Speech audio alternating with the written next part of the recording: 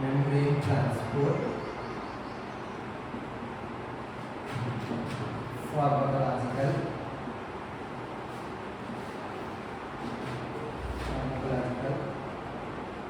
manipulation.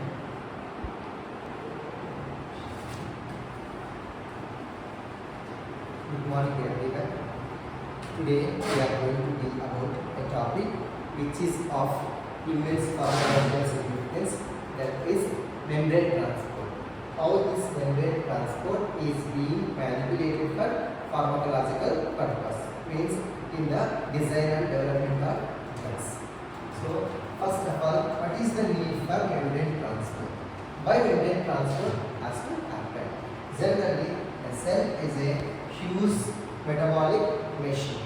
It continuously needs input as well as some of the synthesized molecules has to go out of the cell for various biological process. Say for example, if glucose is there, glucose is highly essential for the generation of energy inside the cell. So the glucose needs to be transported into the cell. The glucose transport happens majorly by facilitated diffusion as well as active transport. Particularly, secondary active transport is also involved in the transport of glucose across the cell. Next, this membrane transport is also essential for the synthesized molecules that has to go out of the cell into the biological medium for various biological processes. This membrane transport is mainly one is the transcellular transport, or it's also called as intracellular transport. Second one is the paracellular transport. This is intercellular transport. Third one is the vesicular transport.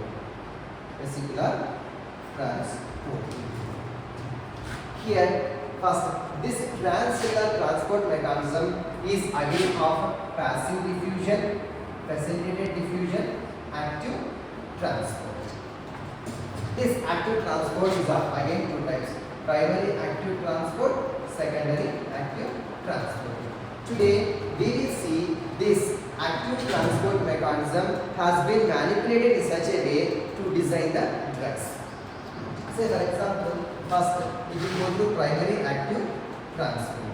First of all, what is meant by active transport? Active transport is also known as uphill transport. Uphill means the transfer of molecules from low concentration gradient to high concentration gradient happens. Whenever there is this uphill transport is there, it needs some energy.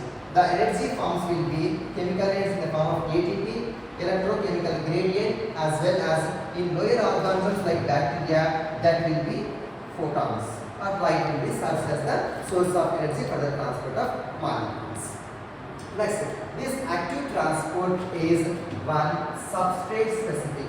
Means substrate specific. Say for example, if glucose is being transported through active transport, only D-glucose will be transported. So it is substrate specific, stereo specific. Stereo specific means only D-glucose will be transported, not the L-glucose. Next, actually this transport depends upon the availability of the energy. So any process which interferes with the electron transport chain may lead to decreased ATP. Then this transport process will be inhibited. Next, let us take the example of primary active transport. We will tell about the Na plus K plus ATPase. This is the ubiquitous pump present everywhere. Virtually every cell contains this pump. Here we will deal about this pump. This pump is called sodium Na plus K plus ATPase, or simply we will call it sodium pump. Here the word contains ase. Ase means enzyme. Ase, the suffix ase denotes an enzyme. Enzyme means it catalyzes a particular biochemical reaction. Here, this enzyme catalyzes the hydrolytic reaction. Hydrolysis of ATP. ATP dilates into ADP plus PA. So, minus 30.5 kilojoules per mole of energy will be released.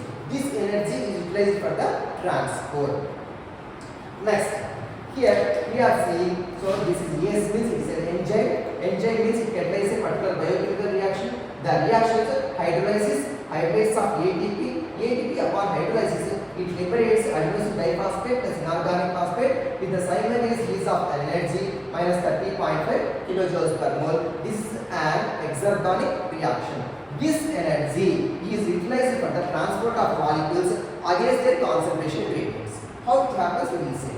Generally, sodium is the major extracellular. Now discuss the mechanism how this one operates. So when we take the cell, sodium is the major extracellular cation. It will be nearly 30 millimoles. Whereas potassium is the major intracellular cation. It will be 90 millimoles. Will be there. What happens after an impulse has happened, an action potential has generated, this Na plus goes in. So what happens means later Na plus goes in means when we say, for example, when we see the cardiac muscle action potential generation, the graph will be like that. This is resting membrane potential, this is depolarization, this is early repolarization, this is a plateau phase, this is late repolarization, again the maintenance of RNA. This happens. How this happens? It's a cardiac myocyte. Initially what happens means when any current generated from the pacemaker that touches the ventricular myocardial cell, what happens? This current opens the sodium channels. So sodium will be flown inside. So inside current will become more. So this after RNP, after threshold, an upshoot will happen. This will reach about the maximum 40 millimoles. Once it reaches, what happens is the potassium channels will open. Potassium is the major intracellular ion. When potassium channels are opened, this potassium goes out. After some, this is called early repolarization. After some period of time, what happens is this voltage gated calcium channels will open. The calcium comes inside. Here at this case, K plus goes out and calcium coming in. So this is a plateau phase. After a certain period of time, this calcium channels will be closed and this potassium channels will pass to open. So late repolarization will happen.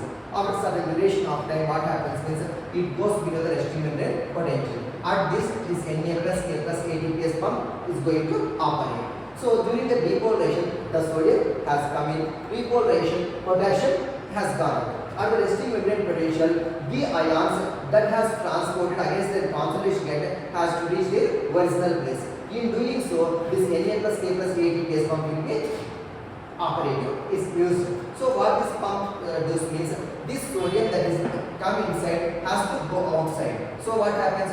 Sodium generally majorly extracellular, and here 130 will be there. Maybe some 10 millimoles might have come out in the cell. So this 10 has to go out about the 120. So from low to high, this needs energy.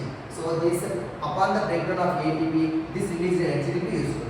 Similarly, the K plus has gone out. The K plus has to come inside means from low to high. This also needs energy. The energy will be provided by this breakdown of the molecules. Like this pump works.